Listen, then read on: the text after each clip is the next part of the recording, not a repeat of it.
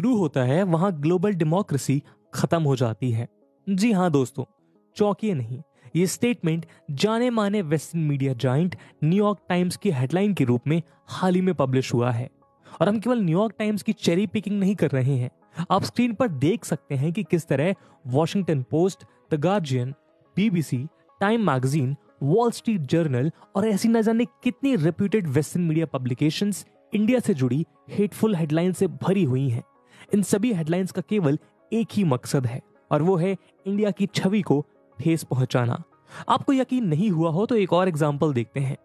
India में हर 5 साल बाद होने वाले लोकसभा इलेक्शंस इस दुनिया की सबसे बड़ी इलेक्टोरल एक्सरसाइज है। जाहिर है कि वेस्टर्न मीडिया की नजर इन इलेक्शंस पर बहुत बारीकी से टिकी होती है। इसलिए नहीं कि इतनी बड़ी जनसंख्या वाली डेमोक्रेसी में इन इलेक्शंस को कितने सक्सेसफुल और वाइब्रेंट तरीके से कंडक्ट कराया जाता है, बल्कि इसलिए ताकि उनको इंडिया के अगेंस्ट अपने नैरेटिव्स बुनने का नया मौका मिल जाता है। इंडिया के लास्ट जनरल इलेक्शंस में भी कुछ ऐसा ही हुआ। द इकोनॉमिस्ट ने इंडिया को यह सलाह दी कि वो पीएम मोदी के लिए वोट ना करें। टाइम मैगजीन के कवर पर उनके पोर्ट्रेट के आगे लिखा गया, India's divider in chief. The guardian ने एक थ्रेटनिंग टोन में लिखा कि पीएम मोदी के अगले 5 साल इंडिया को डार्क प्लेस में तब्दील कर देंगे। पीएम मोदी के under India culturally arid, intellectually vacant और एक बिटर प्लेस बनकर रह जाएगा। यहां दिक्कत यह है कि इंडिया का पीएम कौन होगा या कौन सी पार्टी देश को गवर्न करेगी, इसको डिसाइड करने का अधिकार इंडियन पब्लिक के पास है। वेस्टर्न मीडिया को यह हक किसने दिया? और सच कहूं तो उसके पास यह हक है ही नहीं कि वो इंडियन पब्लिक को उनकी पॉलिटिकल चॉइस के बेस पर अब्यूज करे। उनको कोई हक नहीं है कि वो 130 करोड़ की वाइब्रेंट पॉपुलेशन को इंटेलेक्चुअली वेकेंट कहें। यहां आपको बता दें कि केवल पीएम मोदी ही वेस्टर्न मीडिया का टारगेट नहीं बने हैं। कुछ समय पहले टाइम मैगजीन ने फॉर्मर पीएम मनमोहन सिंह को अंडर अचीवर का टैग दिया था। तो अब सवाल है कि आखिर क्यों? आखिर वेस्टर्न मीडिया इंडिया की नेगेटिव ब्रांडिंग क्यों करती है? उनका इंडिया को बार बार टारगेट करने के पीछे क्या मकसद है? इस वीडियो में हम वेस्टर्न मीडिया के इसी रूप से पर्दा उठाएंगे। इस कोशिश में हम आपके साथ ऐसे ही कुछ मेजर केसेस और साथ ही इसके पीछे के डीप रूटेड फैक्टर्स डिस्कस करेंगे। लेकिन आगे बढ़ने से पहले मैं आपको बता दूं दोस्तों कि इस वीडियो की इंपॉर्टेंस यूपीएससी मेंस के जीएस पेपर 2 के पर्सपेक्टिव से काफी ज्यादा है। इसके बारे में हम वीडियो के अंत में और भी बात करेंगे, पर फिलहाल के लिए अपने डिस्कशन को हम आगे।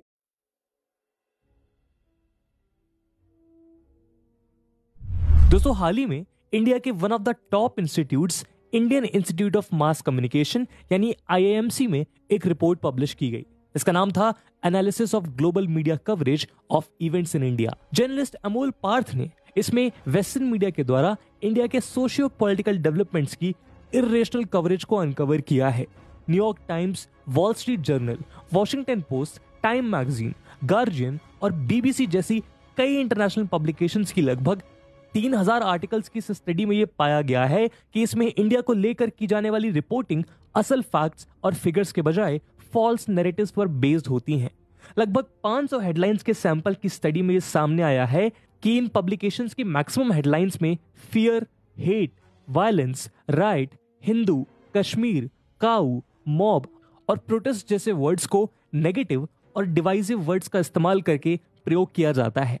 आपको जानकर हैरानी होगी कि इनमें से हर 5 में से एक आर्टिकल की हेडलाइन में हिंदू और मुस्लिम वर्ड्स का यूज किया गया है। तो दोस्तों, इससे यह साफ है कि ये सभी पब्लिकेशंस इंडिया के सेंसिटिव फीचर्स को एक्सप्लॉइट करने की ताक में रहती हैं और ऐसा करके वो केवल सोसाइटी की पीस और हार्मनी को ही नहीं बल्कि इंडिया के इंटरनेशनल इमेज, डिप्लोमेटिक रिलेशनशिप्स और इकोनॉमिक इंटरेस्ट को भी चोट पहुंचाते हैं। आइए इस इशू को जरा गहराई से समझने के लिए पहले कुछ केस स्टडीज पर एक नजर डालते हैं। दोस्तों, इन केस स्टडीज के जरिए हम सबसे पहले वेस्टर्न मीडिया की हिपोक्रेसी को समझने की कोशिश करते हैं। पहले केस की बात करें तो कोरोना वायरस पैंडेमिक के बीच अप्रैल 2021 में बीबीसी ने एक शॉर्ट स्टोरी पब्लिश की जिसका टाइटल था India corona virus round the clock mass cremations. जैसे कि आप स्क्रीन पर देख सकते हैं कि इस रिपोर्ट में दिल्ली में हो रहे मास क्रिमेशंस के दिल दहला देने वाली इमेजेस को डिस्प्ले किया गया है। आगे कहा गया है कि इमेजेस दिखाती हैं कि किस तरह इंडिया लगभग 2 लाख लोगों की डेथ के साथ कोरोना वायरस की चपेट में झुलस रहा है उन्होंने ये नहीं लिखा कि कैसे दुनिया के सबसे बड़े और सक्सेसफुल वैक्सीनेशन प्रोग्राम के साथ इंडिया ने वेस्ट की किसी भी कंट्री से कई गुना बेहतर तरीके से कोरोना वायरस से अपनी लड़ाई लड़ी है। यहां सोचने वाली बात यह है कि जब यूएस, यूके और यूरोप में कोरोना वायरस की फर्स्ट वेव के दौरान लाखों लोग अपनी जान से हाथ धो बैठे थे, उस समय कोई भी वेस्टर्न मीडिया ये नहीं दिखा रहा था कि कैसे उनकी गवर्नमेंट्स और so called well developed health care systems इस वायरस के आगे फेल हो रहे थे। इतना ही नहीं, वॉशिंगटन पोस्ट ने दिसंबर 2021 में एक आर्टिकल पब्लिश किया जिसका नाम था in India as a virus abates a hunger crisis persist. इस आर्टिकल में इंडिया में पैंडेमिक के कारण जन्मी माइग्रेंट्स और फूड क्राइसिस का बखान किया गया। यहां आपको बता दें कि पिछले एक दशक में इंडिया ने मैसिव 271 मिलियन लोगों को पॉवर्टी से बाहर निकाला है, लेकिन इसको कभी भी वॉशिंगटन पोस्ट की हेडलाइन के लिए यूज नहीं किया गया। उसी तरह वेस्टर्न हिपोक्रेसी का एक और क्लासिक केस 2017 में देखने को मिला। असल में उस साल मैनहट्टन में एक ट्रक ड्राइवर के एक्सीडेंट से 8 लोगों की डेथ हो गई। इस एक्सीडेंट को न्यूयॉर्क टाइम्स के द्वारा एक डेडली टेरर अटैक का लेबल दिया गया। लेकिन जब 2019 में पुलवामा में सीआरपीएफ के कॉन्वे पर जैश ए मोहम्मद ने एक ब्रूटल टेररिस्ट अटैक को अंजाम दिया जिसमें इंडिया के 40 सिक्योरिटी पर्सनल्स को अपनी जान से हाथ धोना पड़ा था, उसको न्यूयॉर्क टाइम्स ने केवल एक एक्सप्लोजन कहकर डाउनप्ले करने की कोशिश की। थोड़ा और पीछे जाएं तो 2013 में न्यूयॉर्क में इंडियन डिप्लोमेट देवयानी खोब्रागडे को डिटेन किया गया। जब इंडिया ने डिप्लोमेटिक इम्यूनिटी के इस वायलेशन के अगेंस्ट प्रोटेस्ट किया तो न्यूयॉर्क टाइम्स ने एक एडिटोरियल पब्लिश किया जिसका टाइटल था इंडियाज मिसप्लेस्ड आउटरीच। इसमें उन्होंने अमेरिका के मोरल रूल्स के आगे इंडियन डिप्लोमेट की डिप्लोमेटिक इम्यूनिटी को कुछ भी नहीं समझा। लेकिन जब एक अमेरिकन डिप्लोमेट ने केन्या में एक 6 मंथ प्रेग्नेंट विमेन के हस्बैंड और 3 बच्चों के फादर को किल किया, उस समय यूएस डिप्लोमेट और उनकी फैमिली को यूएस एम्बेसी केन्या से वापस ले गई। इस केस में न्यूयॉर्क टाइम्स ने केन्यन लॉस को ओबे करने के लिए कोई भी एडिटोरियल पब्लिश नहीं किया।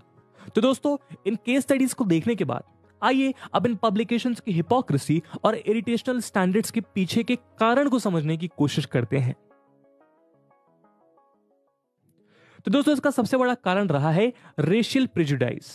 जी हां, वेस्टर्न मीडिया आज भी अपने रेशियल सुपीरियरिटी के माइंडसेट से नहीं उभर पाई है। इसको एक एग्जांपल से समझें तो 2014 में इंडिया के मार्स ऑर्बिटर मिशन ने अपने ऑर्बिट में सक्सेसफुली लैंड किया।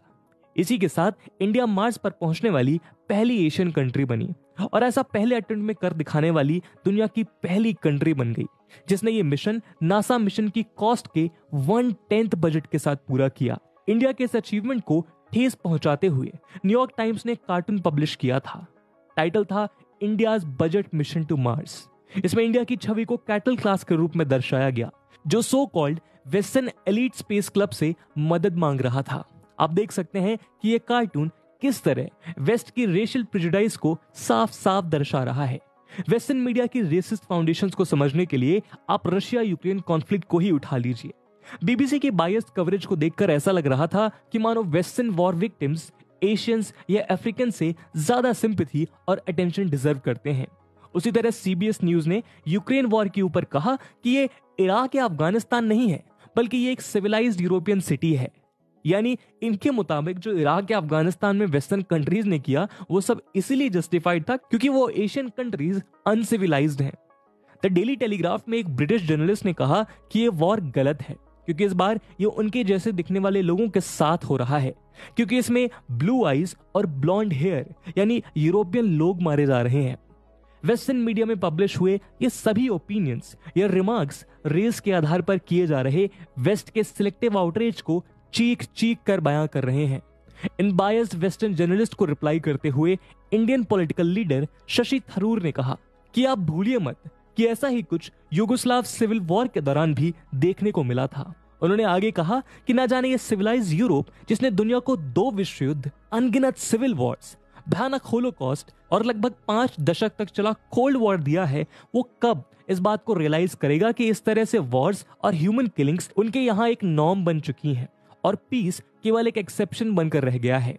तो दोस्तों, वेस्टर्न मीडिया की ये वर्ल्ड चॉइसेस इस बात का जीता जागता सबूत है कि आज 21st सेंचुरी में भी वेस्ट अपने कॉलोनियल माइंडसेट से नहीं उभरा है।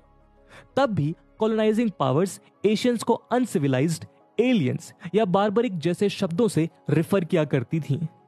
और आज 21वीं शताब्दी में भी वही हाल है।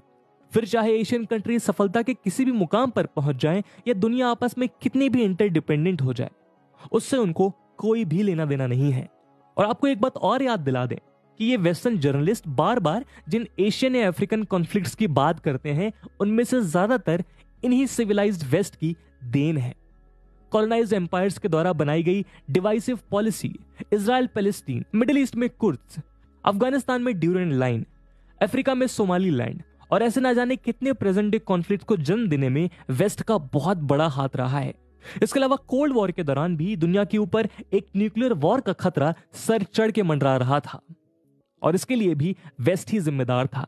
ऐसे में अपने कॉन्टिनेंट को सुरक्षित रखने के लिए यूएसए और यूएसएसआर ने जानबूझकर अपने कॉन्फ्लिक्ट्स वेस्ट के बाहर लड़ने की कोशिश की और उनमें से कुछ कॉन्फ्लिक्ट्स आज तक भी रिजॉल्व नहीं हुए हैं।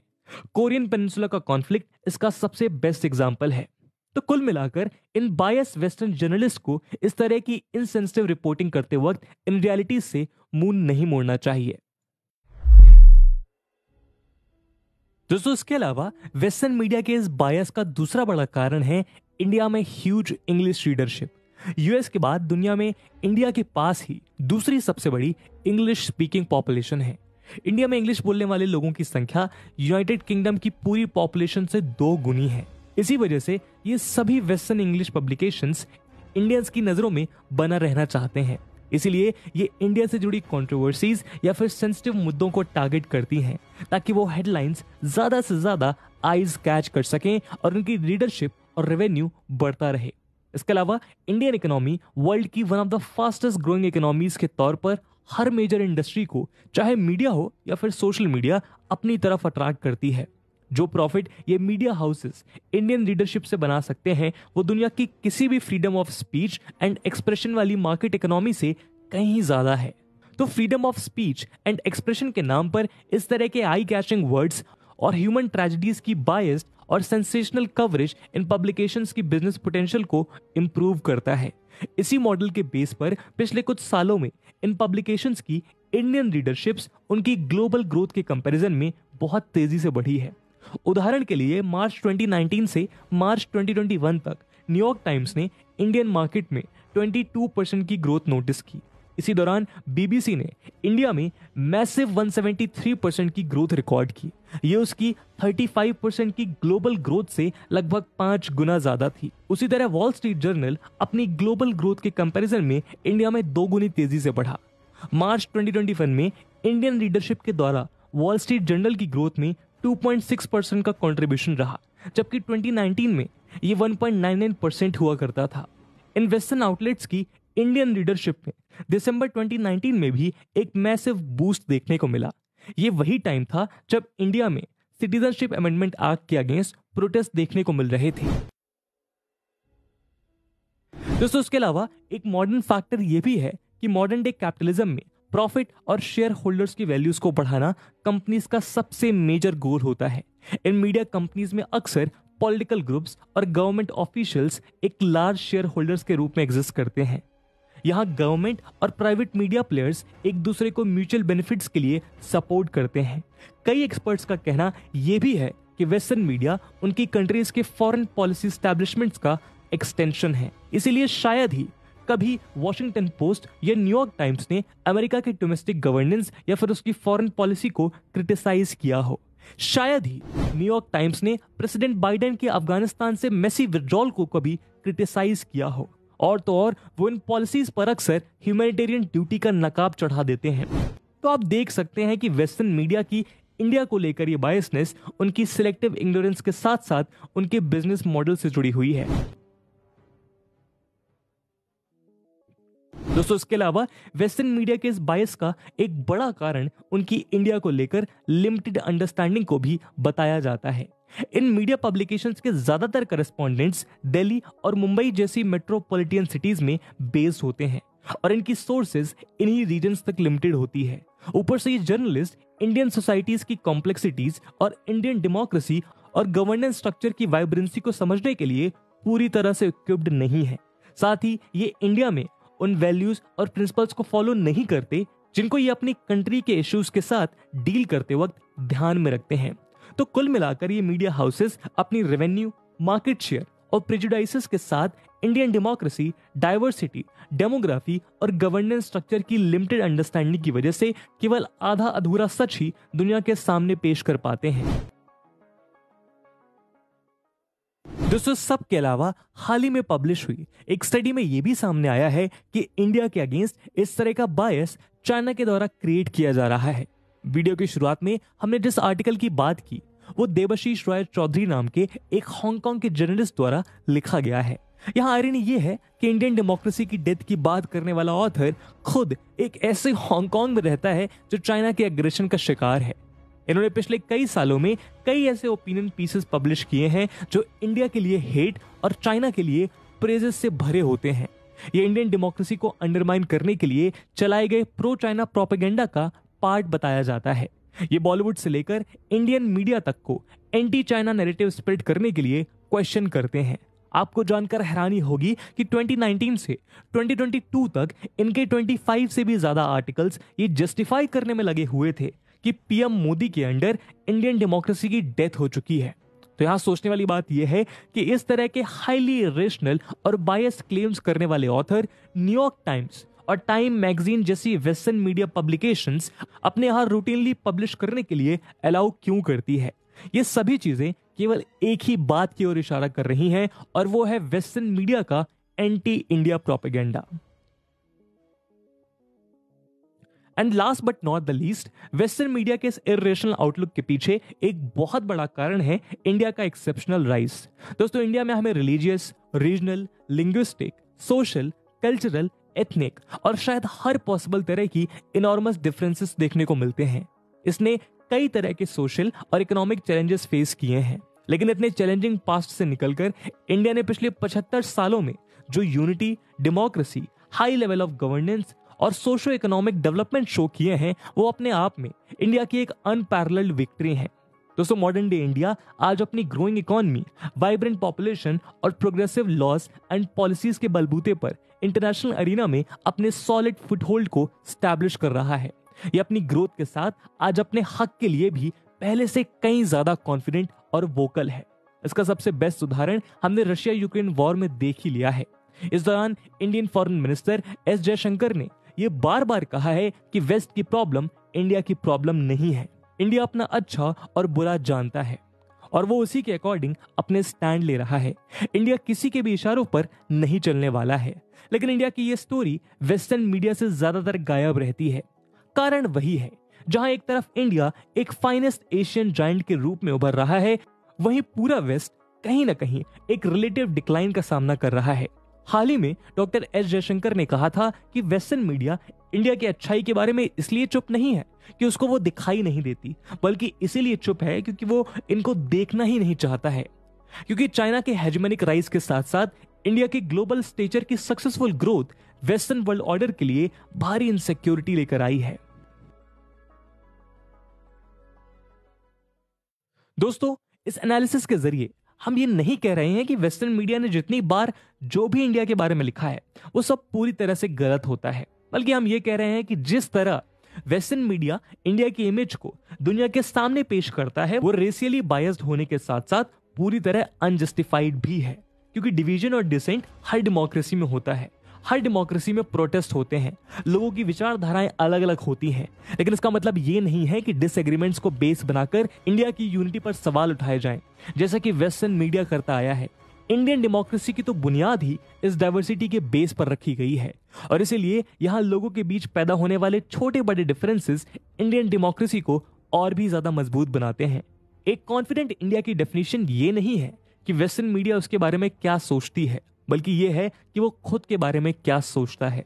आपने गौर किया होगा कि प्रेसिडेंट पुतिन या प्रेसिडेंट शी जिनपिंग जैसे नॉन वेस्टर्न लीडर्स कभी अपनी पॉलिसीज को वेस्टर्न मीडिया के क्रिटिसिज्म के बेस पर नहीं, बल्कि अपने लोगों और अपने गवर्नेंस स्ट्रक्चर के बेस पर डिसाइड करते हैं। उसी तरह इंडियन लीडरशिप को भी अपनी पॉपुलेशन, नेशनल इंटरेस्ट और डेमोक्रेसी वैल्यूज पर डटे रहने की जरूरत है। इंडियन डेमोक्रेसी आज भी उतनी ही वाइब्रेंट है जितनी वो हमेशा से थी।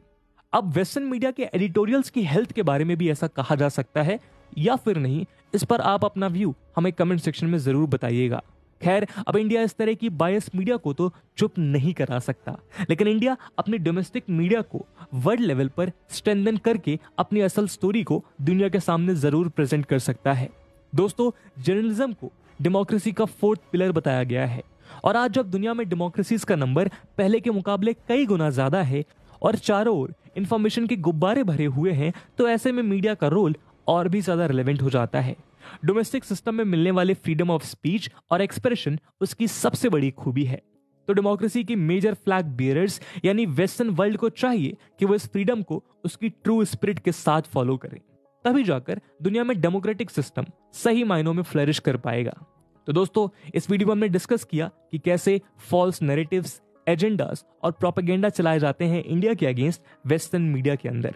और जैसा कि हमने वीडियो के पहले भाग में डिस्कस किया था कि इस वीडियो की इंपॉर्टेंस यूपीएससी मेंस के पर्सपेक्टिव से भी कहीं ना कहीं है, तो उसी इंपॉर्टेंस को देखते हुए एक सवाल हम आपके लिए छोड़कर जा रहे हैं, जिसको आपको कमेंट सेक्शन में आंसर करना है। And the question is, discuss the various ways in which the western world still bask in its colonial hangover in its engagement with the east. And with this question my friends, that's it for the video. I hope आपको video पसंद आई होगी, और अगर पसंद आई है तो अपने दोस्तों के साथ शेयर करना मत भूलिएगा। अब मिलते हैं अगले वीडियो में